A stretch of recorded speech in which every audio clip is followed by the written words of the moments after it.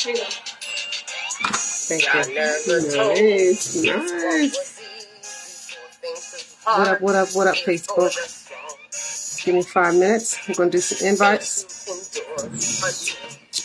And for those of you who are not new to this, especially if you're watching this on a rebroadcast, which most of you do, remember that you can go ahead and forward to about 15 minutes into the broadcast when we will actually get started reading. We're going to spend the first 5 minutes doing invites, and then we'll give our, what I call clearing the room, which usually takes about 10 minutes. So if you're watching this on a rebroadcast and you've already heard the disclaimer, you don't have to hear that again and again. So go ahead and fast forward 15 minutes into the broadcast when we'll start reading.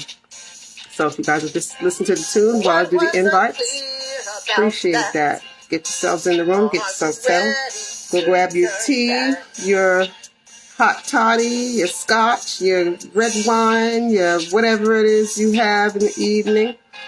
Your hot ginger tea, or what do y'all do? What's your evening libation that you all enjoy? I tell you what I could use is one of them peanut butter ginger drinks Honey Bunny made me last night. Hint, hint. She don't hear me. She got some headphones on. Honey Bunny, do me a favor. Heat up that ginger water there. Add a little honey to it and hand it here. So I think I'm going to actually have a little libation with you guys tonight. So, just give me a few minutes and we'll do these invites. Misunderstood and I promised you a fight. They said these devils hate your light. Said they're coming for your life, so you better learn to fight instead of trying to be light.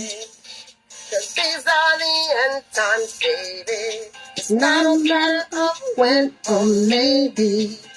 It's happening now. The shit is going down. Heat it up for me. You can just put it in a little small pot. And heat it up. And then add some honey once it's heated. No, not that one. That's not pink. In here. Well, you can wash that out real quick. But a little pot like that. In here. Why are you looking like I'm talking Chinese? You do understand what I said. Misunderstood and you. I promised you a fight.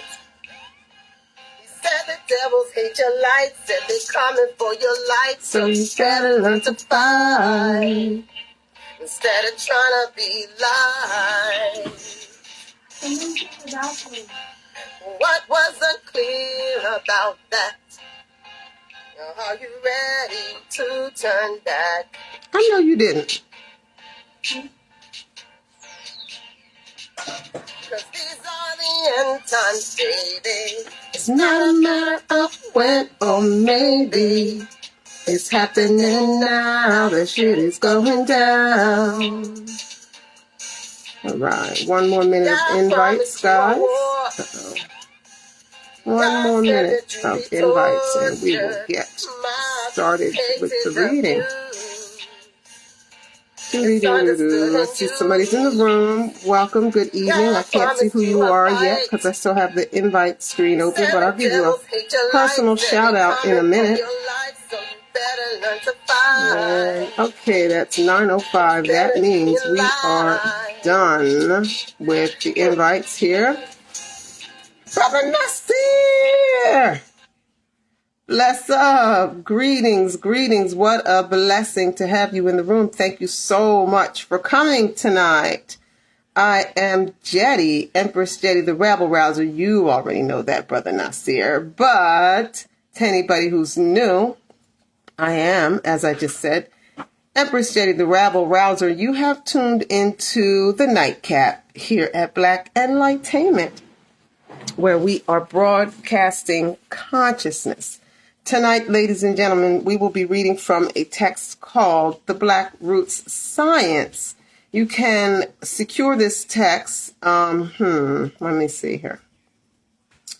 You can secure this text from a site called The Great Investigation. What are you doing right now? Sorry, I'm having a little problem pulling up my text. Bam. Boom. Bip. Okay, maybe not. thegreatinvestigation.com. Why isn't it opening? There it goes. And in the evenings, we read from the Black Root Science. And in the mornings, we read from the Holy Megalith. Just to clear the room here so that we make sure we get everybody out of the room that doesn't belong, because we are not here to offend or have anybody feel like we're trying to lead them astray. Listen, let people climb the tree of knowledge that fits them best, okay? Miss Tasha, hey girl, good evening. Glad you're joining us again. So I'm just giving a little disclaimer, the same little talk I give every show for the first couple minutes so that we can clear the room. We only want the people in the room that are actually prepared to handle the information that we're covering without being injured. We don't want to injure anybody, cause anybody any kind of spiritual or emotional trauma, right? So we clear the room. Here's the talk. We are not anti-Christ or anti-Bible, but we do not believe the things that most of the world believes about Christ or the Bible around here. First thing that we do recognize is that Yeshua was a whole entire nappy-headed brother, married one, okay? He was a married brother. There was never a time when people didn't know where he was. Those mystery lost years of Jesus did not exist. The only reason that the church and them told you that is because they don't want you to know what he was doing for all them 33 years and what he was teaching, okay? And that, my friends, is what we're studying. We're studying what Yeshua was teaching for them 33 years that they told you nobody knew what he was up to. And I know this is going to rock the world of people who sat in church, and if you heard it once, you heard it 100 times, that Muhammad can't save you, Buddha can't save you. Yeshua was actually an official spokesperson for Buddhism. Buddhism is about as close, one of the most closest spiritual perspectives to what Yeshua actually taught you can kind of get to, even though that's a little defiled. All of them are defiled in this age. They're a little off here and a little off there. But for the record, okay, when Yeshua walked the earth, he was a whole entire Buddhist, okay? Like his teaching, his way was very much in line with the Buddhist approach to things, right? We know that Yeshua was married to Miriam, who they call Mary, the one that they like to call a whore. She was not a whore. She was his wife. They are eternal consorts, lifetime after lifetime. And in between lifetimes, those two are together and they consort and they make love. And their love-making process is what makes the world go round. It creates the life-giving energy that sustains the realm. And so we know that Yeshua taught a very gender-balanced doctrine. And that if you were to visit with Yeshua for like a weekend retreat, you would have experience where they kind of volley the teaching back and forth. Yeshua would teach in the morning, then Miriam would teach in the afternoon, then Yeshua in the evening, then Miriam in the morning, then Yeshua in the afternoon, then Miriam in the evening. Literally, they passed the teaching back and forth between the two of them because of the truth of the fact that Yah, right? In completion, Jah must be represented in masculine and feminine form, neither dominating the other, but in perfect harmony and in the perfect dance, eternal circular dance, which we know of as the yin-yang symbol. That's not a stagnant symbol. That symbol's moving. That is the masculine and the feminine both moving. And so, Yeshua was not who and what they said. We also know that Yeshua taught that the Hebrews of the day, and even still today, all this law that the scribes and Pharisees followed so good was not the law of Moses. That was the law of Aaron. Okay, Moses and Aaron had beef in the wilderness. Aaron took most of the camp, rocked with him. Very few wanted to rock with Moses because Moses' thing was like somehow other, just like how Yeshua's thing is somehow other. It doesn't fit with worldliness very well, right? And so We recognize that the Bible is a propaganda tool, loosely based on facts, okay? Heavy on the loosely, lighter on the facts, okay? I don't say that you have to go throw your Bible away. It's trash. Listen, if you're seeking truth, you can find it anywhere. And it is so much truth that is in the Bible, so many layers of truth, that you can find truth and ascend in certain levels of spiritual development by using your Bible. I got to where I am from studying the Bible. I did study other texts and things over my lifetime, but I had a heavy study of the Bible for years that even prepared me to be able to look deeper into it and to come into the awareness of the fact that it was a tool that was using enough of the truth to resonate with the person to then feed us into a false doctrine. Okay.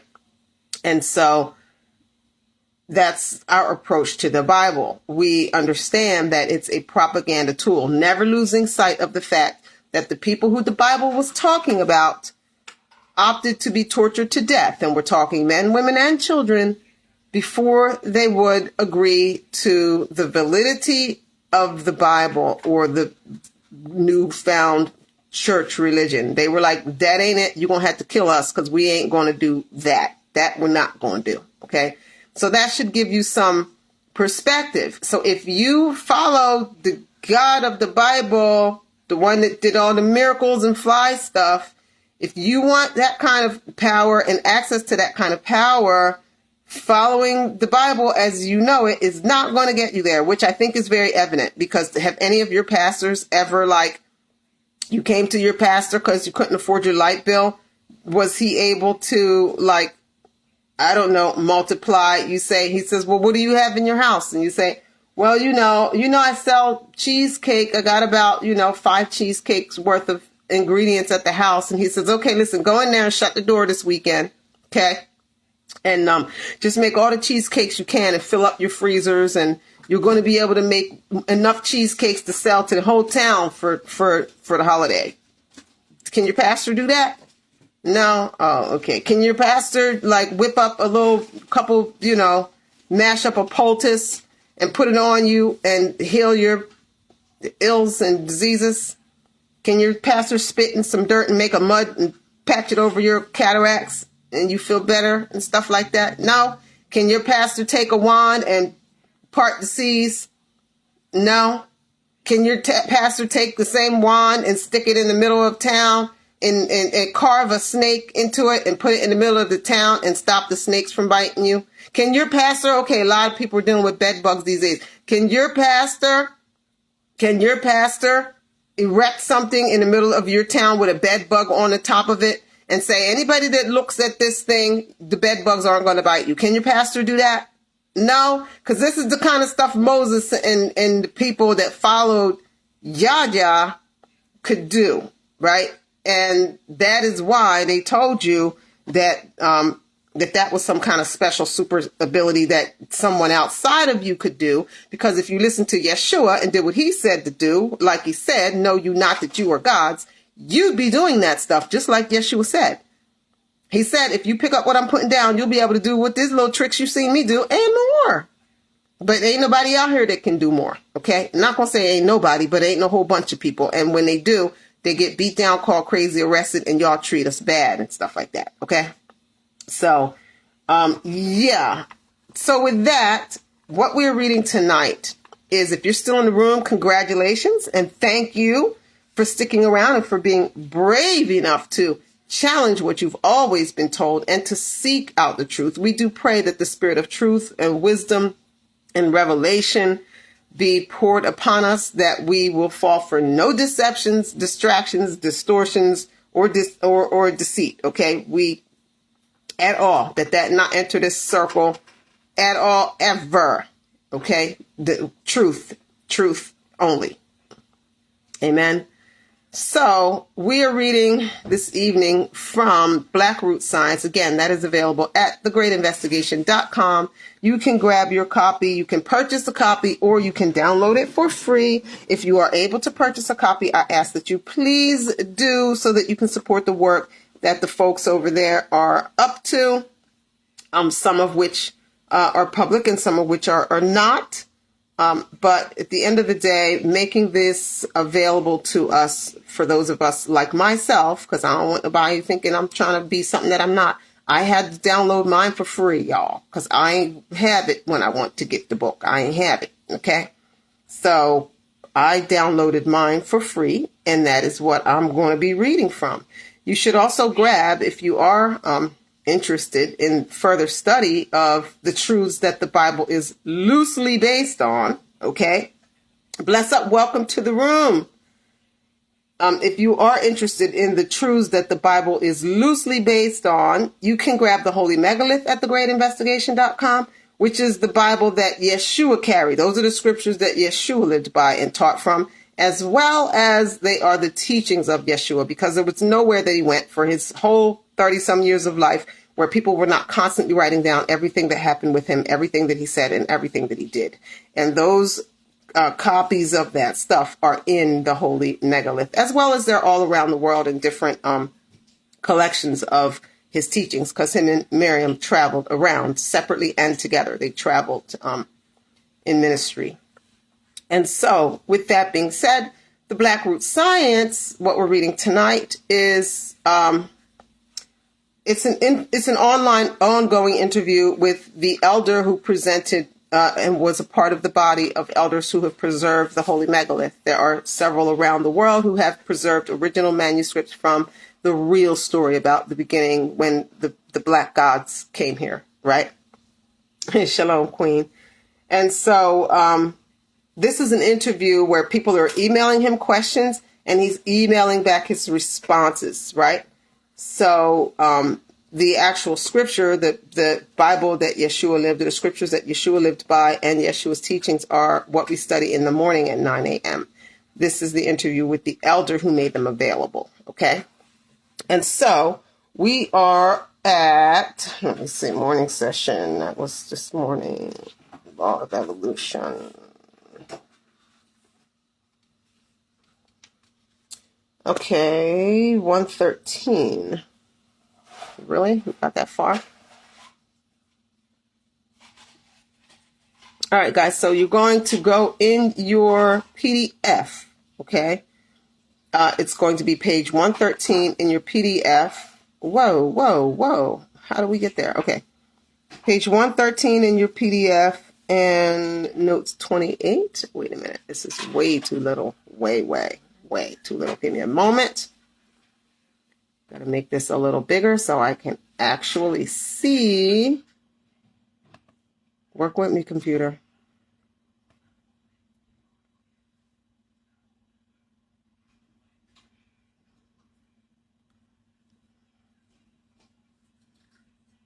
This doesn't make any sense. Oh, page 115 on the PDF. Okay. Sorry. So it's 115 on your PDF, and it's going to be note 28 that we're starting with tonight. All right. And the general premise here, guys, is that when this realm was created, right, a male and a female spirit came here, were sent here on assignment. Bless up, Queen. Welcome to the room. Came here on assignment to seed the realm with life, okay? And that in this realm, this earth realm, there are 1,000,000,008,000,000 black gods, original souls, who are the original true inhabitants of the realm, who belong here, are the true indigenous, and all of the story that plays out over the ages are a part of our experiential journey, right? And they are the children of the black gods, right? Listen, like it or hate it, I don't know what to tell you. I believe it because I know who I am, right? So if you know who you are, you sitting there going, that's right. I know it's right. And if you don't, you're like, she's like worshiping herself. No, listen, I am to God what a cell of my blood is to me. Okay. So I don't have any crazy illusions about my own greatness, except that I know I'm pretty freaking great in being a little minuscule drop of the all in all, everlasting and eternal. Okay? So I don't want nobody's, people talk crazy sometimes about you when you say controversial stuff. So where we are now in our reading, we will be starting at note 28. Okay. And we were talking about evolution, guys. Last time we learned that the out of Africa story of migration is actually kind of reversed. It only applies to this age. But in previous times, what happened was our original black race was all over the place. And then we created these hybrid races, right? These lighter races, these hybrid races. And then they chased us all into Africa from all around the realm. And then it was another age that come, like time. And then we moved back out of Africa. So the way that history tells it, the way that history understands it now, they don't have a long enough memory, right? And that's why you have so much genetic diversity in Africa, because it is the different seeds of the black nation, which were different genetic, combination sets of the different black races that were from all over the realm that got chased into Africa the same way that we're kind of being chased into Africa now. Y'all know what's going on where people's like, right? We got to get out of here. This is getting too crazy. Yeah, well, we've been here before. Okay. And so it is true that we did then come out of Africa in the last age and go back out everywhere. But listen, you can see the evidence of what I'm saying if you study architecture enough, because you will see that all around the planet are the same proofs of us being there. You see all of these relics of clearly black folks with the same pyramid type structures, the same iconography, the same evidence of super advanced technology. You got to go far back some ages to get to where that's what we were doing. But it's if you study, the truth will tell itself, right? And so it talks about also the idea of evolution being backward, in that modern evolution says that man came from animals, evolved from animals, but actually every original animal and every original plant is representative of one of the 144,000 characteristics, personality traits of man, right? And so each personality trait and characteristic emanated from the original gods, our ancestors, or us in our former state, came forth from us in the form of an animal and a plant, right? That represents every characteristic trait possible. Okay. And so those are the original totems and prototypes. So let's see how far back we can just go. All right, I'm going to go back to note 26 because I feel like that's a good place to backtrack, just to calibrate us, okay? The life of the black man and woman, on the other hand, has no beginning. It is self-generated and self-created at the beginning of creation that has no beginning. Therefore, the human bodies, the bodies of the black man and woman, have always existed. They are the primary form of life without beginning or end, without source or sink. These two bodies are the source of all life in the universe, as well as the sink of all life, in that at the end of the universe, they take all life back into themselves. Together, they are the unification of every form of life that has ever existed in the past, all the way back to eternity, and also life that exists now, as well as life that will ever exist into the endless future.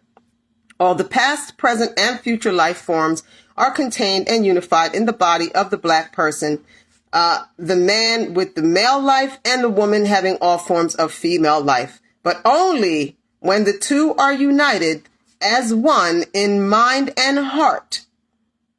Okay, that's it. Male and female, man and woman must be united in mind and heart. Okay, there's no hierarchy there. No, one. Is there a hierarchy between heads or tails? Does heads rule tail or tails rule heads? That's not how it works. They're one. Okay? So the original totems or prototypes are the source of all other types of life forms. The later forms evolved from these by means of a law of evolution called the law of integrity. According to modern scientists, all life forms evolve from lower life forms by a law of evolution called survival of the fittest. That is false. The true evolution is called the law of integrity of character. This law means that all plants and animals evolve according to the integrity of the character of the dominant culture on Earth.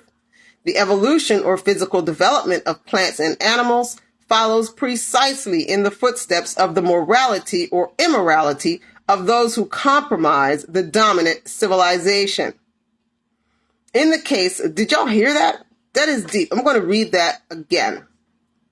The evolution or the physical development of plants and animals follows precisely in the footsteps of the morality or immorality of those who comprise the dominant civilization. Right? All right. That's deep, right? That's really deep. So when you have lots of poisonous plants and animals and things that devour each other, all kinds of like violent, it's because the dominant civilization of that age has produced the life energy that then cause the animal and plant life to reflect that energy that the dominant civilization is manifesting in the realm. Right? In the case of the, and on the contrary, when you have, which is why the ancients lived with the animals and the plants and they weren't always getting eaten and poisoned and this and that, is because they were in different, the dominant culture being one of peace, of abundance, of love, produced plants that were health giving and animals that were peaceful and nonviolent and all of this stuff. Right? In the case of the ancient culture of our ancestors before the advent of the light races, what's up, cuz? Welcome to the room. Thank you for joining. The animals and plants were far different than they are today. The largest animals were much larger than they are today, and the tallest trees were much taller too. They reflected the stature of the people who lived then. They were tall people, averaging around 7.5 feet tall. The sizes of the largest animals and tallest trees were a symbol of the dignified stature of these people. Furthermore, there were no animals like apes, hyenas, crows, bats, rats, mosquitoes, and other foul animals. All these vile animals, as well as poisonous plants, started developing 6,000 years ago, right? I just explained this. Their development is a direct reflection of the nature of the rulers of the world.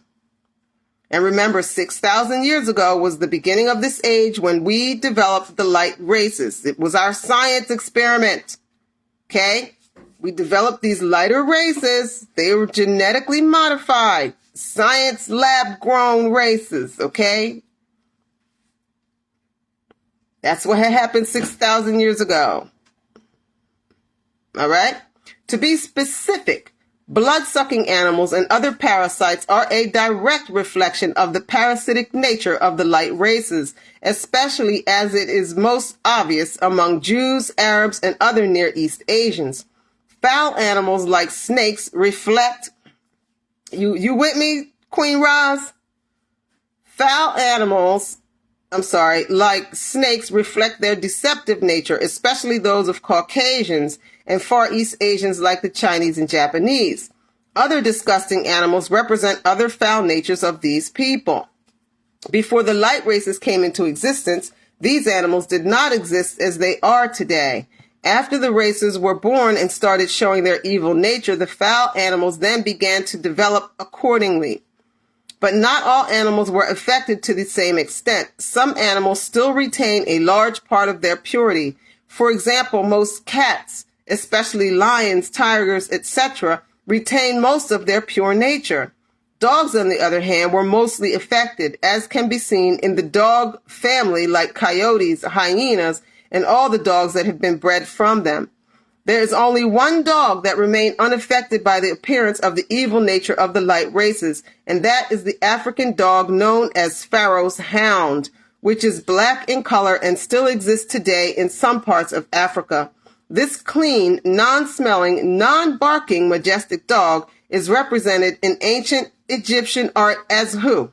Who is it, guys? Who? I'm going to give you 1 minute. I'm not even going to say his name. This is a little quiz.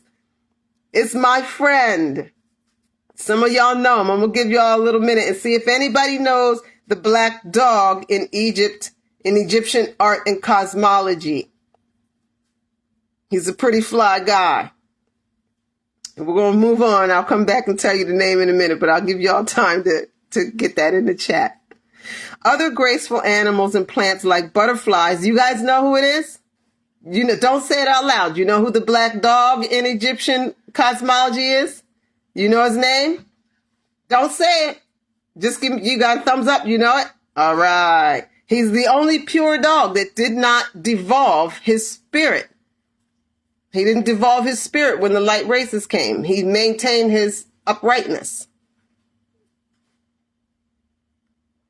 I don't know what you're talking about, Zara. Okay, so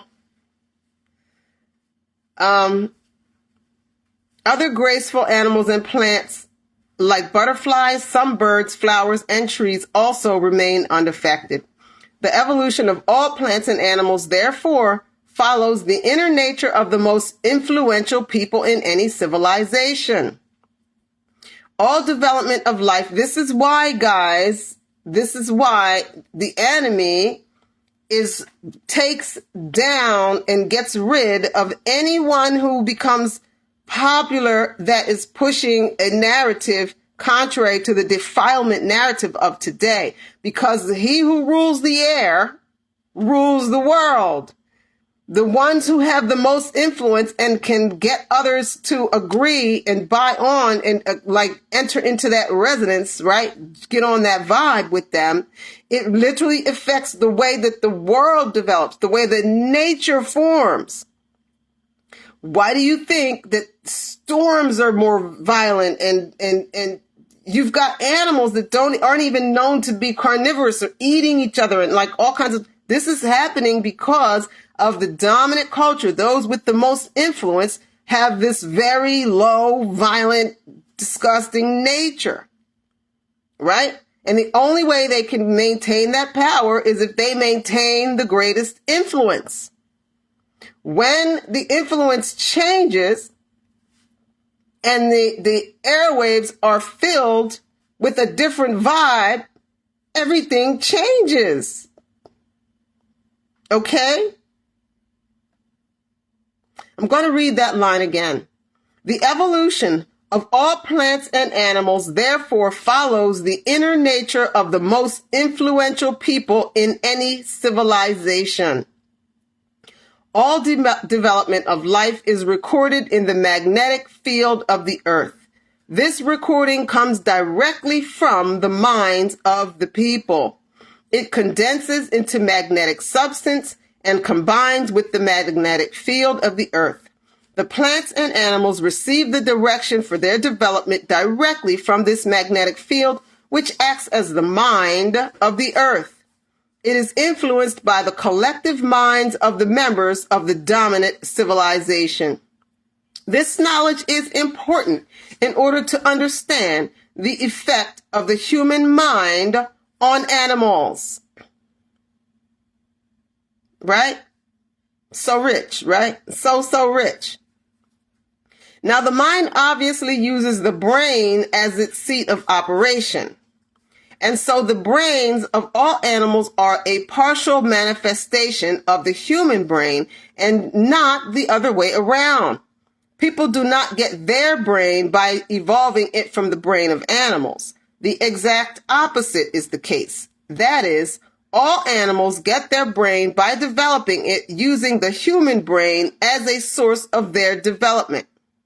Our consciousness rules, and then they are responding and transforming according to our consciousness.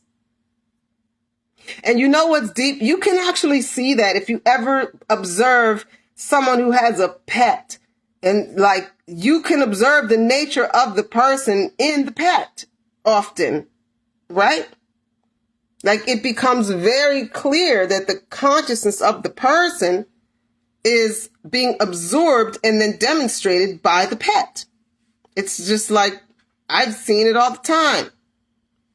And you see it sometimes, like they tease with it in different shows or whatever, you know, where they'll have people with dogs walk by and the snooty lady will come by with the poodle and the poodle's all snooty, and a big fat grumpy guy comes by and he's got a big old fat grumpy bulldog kind of come by, lumbering by, you know, and that kind of thing, right? You'll have the racer come by slim and fit, and he'll have like the greyhound prancing behind him, right? These are little clues of what this is talking about, right? In a very elementary presentation of it, right? So anyway, animals are not fully unified beings as humans are. Human beings are the full unity of life in all its aspects. The perfect animals, called totems, each manifest one of these aspects. Developing animals then develop from them, taking on various aspects according to different combinations, all the while under the direct influence of the integrity of the dominant society. Meaning not what they pretend to be, but what they actually are. Right? Therefore, when you ask, what is the implication that humans have a reptilian and mammalian brain? The answer is that reptiles and mammals develop their brains modeled on the human brain, but emphasizing only certain parts. In other words, reptiles developed with an emphasis on the reptilian part of the human brain, and so with mammals. The human brain has 3 parts: reptilian, mammalian, and insectoid. The insectoid brain is the smallest of the 3, but its contribution to the whole is not affected by its size. I hope I've made it clear that when I call the parts of the human brain reptilian, mammalian, and insectoid, this doesn't mean they are named after reptiles, insects, and mammals. The very opposite is true. These animals got their names from the 3 parts of the human brain. First and foremost comes the human brain. We'll call its 3 parts reptilian, mammalian, and insectoid, although in the ancient languages they are called by their proper names. Now, when the animals developed, the 3 types of animals each took one part of the human brain as the main source of its brain development, and are thus named after that respective part. This distinction is important. It is exactly the opposite of modern teaching about evolution. Its importance will become clear later when we discuss how certain extraterrestrial life forms came into being, especially those called greys and reptilians. I hope this answers part of your question. The rest of it you will have to wait until later. So an interviewer asked, how will the process of absorption, hallelujah, of all life by the original people take place? Further, considering that much of life, especially human, on this plane is very toxic, what would be the implications for the original people for reabsorption? First of all, we ain't going to have to absorb all that toxic mess because they're going to kill each other.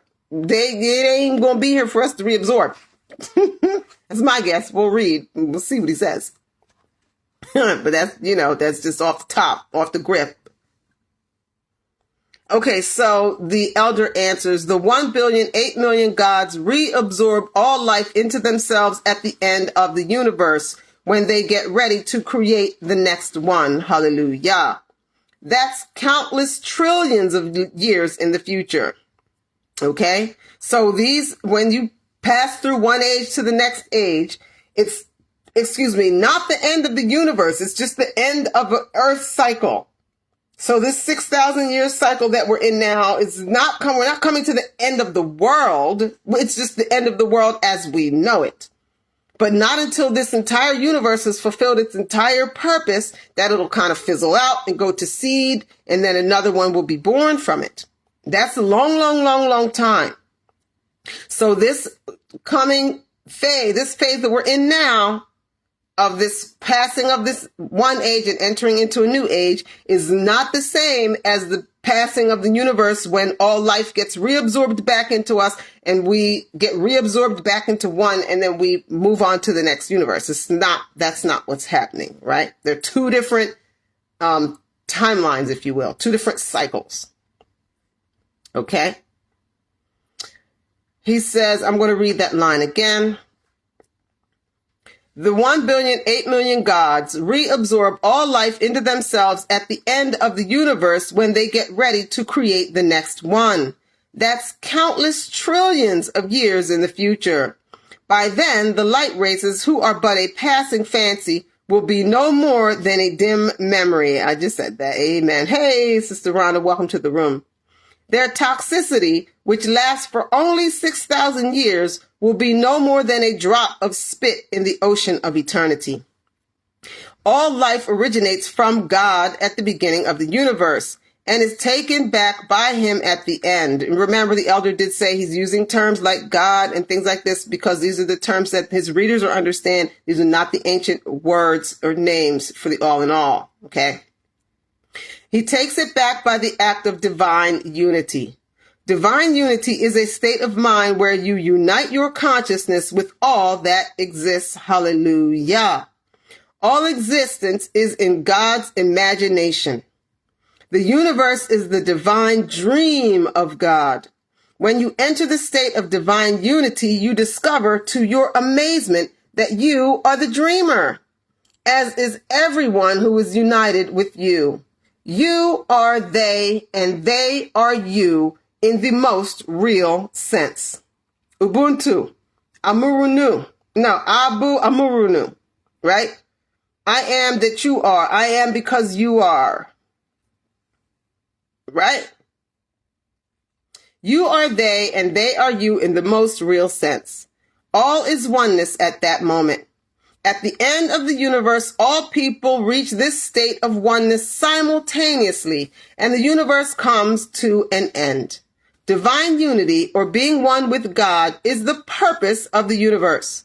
The purpose is achieved in stages by taking part in the rituals designed for it, especially the 7 great rituals of the Black nation. So all of this, all of what the trillions and trillions of years of every universe lives out, is simply for the process of experiencing the fracturing out and then the coming back in.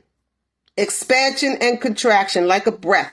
It's a breathing out where the possibilities endlessly get played out so that in all possibilities, we all realize we just really want to be one again. And then we come back into oneness again, right? It's a pattern of expansion and contraction like a breath, right? So an interviewer asked, as always, very informative. I was wondering about the so-called dinosaurs. Were there any? You did say, however, that the animals were much larger and that people were too. So does that mean that dinosaurs, as we know it, did exist? Peace. And he says, yes, dinosaurs did exist. Scientists have made a good enough representation of what they looked like. If you see some ancient Egyptian art and you see what is called the plate of Narmer, there's a better drawing there of what the larger animals looked like. And the interviewer asks or says, that's very interesting and informative post. In one of your posts, you stated that Black people have always existed. You've also stated that dinosaurs did exist. We've always been taught that man and woman and dinosaur did not live during the same period. Is this true? I know yes, we definitely existed together. I don't know why science says that. I remember better than that. Anyway, the interviewer says, is this true? If the animals of the earth come from humans and dolphins are said to be the millions of years old, what evidence do you know proves that we are older than dolphins? And the elder answers, it's a very tricky thing to prove using physical evidence that Black people existed prior to a time that white people consider as being acceptable. They laid down the rules of proof, and anyone who wants to prove any scientific fact has to play by their rules.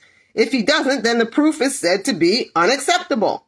Their rules are set up such that they can be fully satisfied only by those who subscribe to their preconceived notions. And every rule of theirs is founded on a preconceived notion. For example, they say that man and woman and dinosaurs did not live during the same period. This is a preconceived statement not based on any facts. If you oppose it, then the burden is on you to prove otherwise. Those who made the statement do not feel obligated to prove it first. I could easily turn it around and say that people and dinosaurs lived at the same time and ask them to prove otherwise. All they can say is that people's bones have never been found in the same place as those dinosaurs.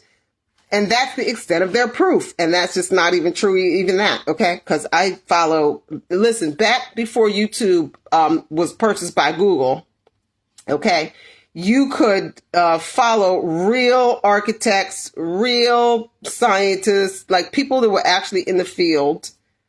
And they were proving all kinds, like they were showing, listen, I mean, anyway. On further thinking, what kind of proof is this really? What people would bury their dead next to a dinosaur? They'll say that primitive people did not always bury their dead, but let them rot anywhere because those people were not civilized. According to them, civilization began only 2,000 years ago with the Greeks. If they're generous, they'll say it began 5,000 years ago with the ancient Egyptians, or maybe the Sumerians a little earlier, but no sooner than that. So now the argument has turned from physical proof to subjective feelings about the civilized status of quote-unquote primitive people. And on it would go in circles. There's no winning when using their rules. Nonetheless, recently some anthropologists found human and dinosaur footprints embedded next to each other on a rock that came from a strata of rocks deep down, making them millions of years old. And I've actually seen that. There's a quote. And he quotes, "In Glen Rose, the fossils indicate that man and dinosaur lived not only at the same time, but even at the same place. To make matters worse, the particular layer in which the footprints are found is known as the Glen Rose Formation, designated Lower Cretaceous, and supposedly was laid down early in the Cretaceous period, estimated about 120 million years ago. One aspect that has caused no little amount of speculation has been the presence of giant tracks, prints made by individuals with huge feet and huge strides. It may be that humans before the flood were much larger on average than today. This is consistent with the fossil record, which frequently exhibits animals larger than their modern-day counterparts. Scripture may provide an insight when it claims so matter-of-factly that there were giants in the earth in those days. Genesis 6 and 4. Quite a few of the tracks are in 16-inch range, but several trails are of a man with a 7-foot stride and a foot of 21.5 inches in length. Whether or not there's any connection has not yet been determined, but several years ago, the skeleton of a woman 7 feet tall was excavated from Pulaski River Basin and exhibited in the Somervell County Museum in Glen Rose. And that's by Dr. John Morris, PhD, Institute for Creation Research. And the elder continues, "Hey, Lochi, what's up, girl? Welcome to the room. Mwah. Kisses and love to you." When this was announced, the scientists came out with guns blazing to disprove the discovery. They suppressed such discoveries with the utmost ruthlessness, even to the extent of alienating their peers who go against their cherished but false notions. And that is exactly true, because remember I told you back before Google purchased YouTube, that's where I saw that. I saw archaeologists discussing and showing all of these fossils, clear evidence that, first of all, there was plenty giants around, and that people of different sizes, some really big, some like not a lot bigger than us, but kind of bigger than us, and some even smaller than us, lived with a dinosaur age. Like there was so much evidence, guys. And now you can't find any of that on the internet anymore because like they washed it, away. Anyway, there's a different and higher type of proof for historical evidence. It's the accurate recording of ancient events by people trained to do this in their minds and to pass the knowledge from generation to generation. This type of evidence is valued much more among Black people than cooked up physical evidence that can be interpreted every which way. It's wise to regard the teaching of modern scientists with the same skepticism one regards all new information.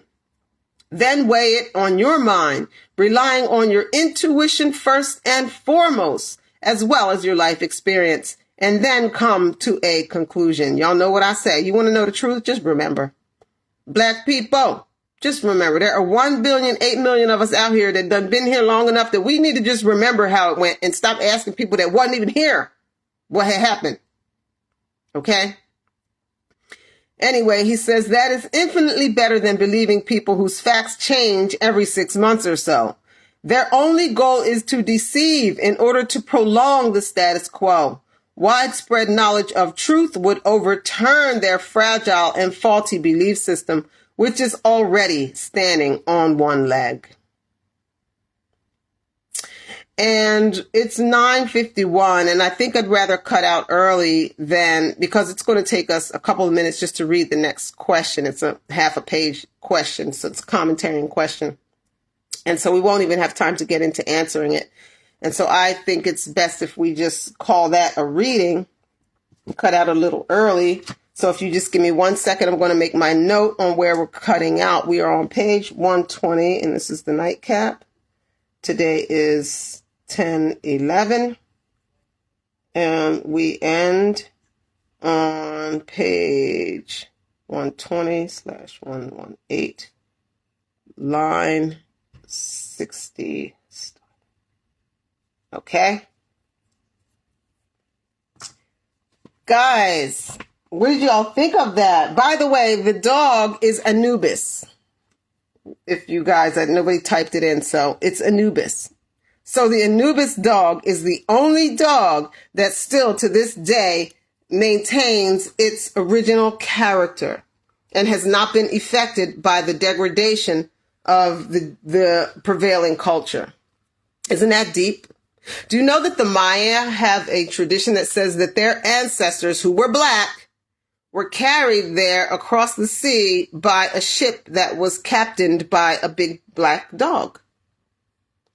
And Anubis is the one of the entities who takes you across the, like the rivers of life, like the Jordan or whatever, all these cosmologies and spiritualities have this concept of when you leave life and enter into the next realm, you pass through a river, and that there are boatmen, right? They all have boatmen that meet you and take you across the river. Well, Anubis is one of those boatmen. So anyway, guys, this has been a really rich reading. I hope that you all are not too, I hope it's blessing you like it's blessing me. I love it. It's so rich and wonderful. I just really love it. So I really thank you guys for tuning in. I'm Jedi, Empress Jedi, the Rabble Rouser. You have been watching the Nightcap here at Black Enlightainment. Listen, at Black Enlightainment, guys, we are broadcasting consciousness. Try to get that third eye of yours wide open, get you to remember who the heck you are so that you can do what you came here to do. Listen, if you want to ascend and you want to develop and you want to become enlightened and all this deep stuff, all you have to do is be. This idea of nobody's perfect, nonsense. 1 billion, 8 million of us are quite perfect. We were created perfectly to carry out exactly what we came here to do. And your job is to become your most powerful, authentic self so that you can do your job most efficiently and effectively. So as you go through all of your growing pains of self-discovery, never change who you authentically are deep down inside, because you are perfect and beautiful and we need you here, or else you would not be here. Okay? And so, of course, I'm always grateful that you come around and that you're always picking up what I'm putting down. You never let it fall to the ground. You are the best. And listen, this text, which is the Black Root Science, is available at thegreatinvestigation.com. Please do go there. If you are able to purchase your copies of the books, please do pick up Black Root Science Volumes 1 and 2 and the Holy Megalith, which we will be studying tomorrow at 9 a.m., guys and dolls.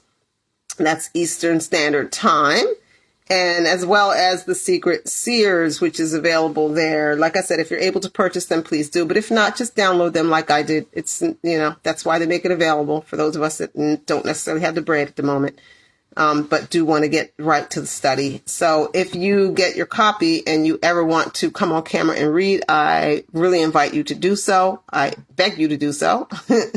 I think it's beautiful when others read besides me. And so that would be great if you want to do that, or great if you don't. I don't mind reading, so it's fine. Don't forget to check out the YouTube channel, Black and Lightainment, where I usually upload these videos, as well as you can check out The Culture, which is a playlist. There are some songs by me. Check them out, listen to them, give me some feedback. I know that they're not technically impressive, but you can still get the vibe for the songs. And so, you know, support your girl. Also, please go to Amazon and pick up my latest work, 107 Days in the Slammer, A Tale of Grave Injustice, Book 1. And guys, I finished transcribing Book 2. These books are copies, or like excerpts from my journal that I kept when I was recently wrongfully incarcerated. And so I finished transcribing Book 2, guys. I took a little break from writing today because I actually finished 2 books yesterday. And so I finished the prequel, which is the backstory of my incarceration. And so I finished those yesterday. So I'll be tomorrow, prayerfully, I'll be getting on Book 3 of, well, I'm not sure how I'm going to do it, if I'm going to get with the writing of Book 3 or editing Book 2 first. But either way, it's moving along. But get your hands on Book 1. It's only $7 on Amazon, so go ahead and order that, okay? Or you can even read that for free if you've got Kindle. You can download and read it for free on Kindle. And check out my new TikTok. The old TikTok, guys, is gone with all those fly videos and all those thousands upon thousands of viewers and followers and comments and loves and likes and all that. It's all gone, okay? We got a new baby TikTok, Empress Jedi. It's got less than 100 videos and less than 200 followers. But it's still fire because, I mean, you know, I am that I am. If you dig me, I'm over there on TikTok too. You know what I'm saying? And so I guess that's all I've got for you guys tonight. I hope that I see y'all tomorrow. And with that, guys, may the Most High be glorified, magnified, and praised in all you think, do, and say today and always. And I'm out, y'all. Have a blessed night. Shalom.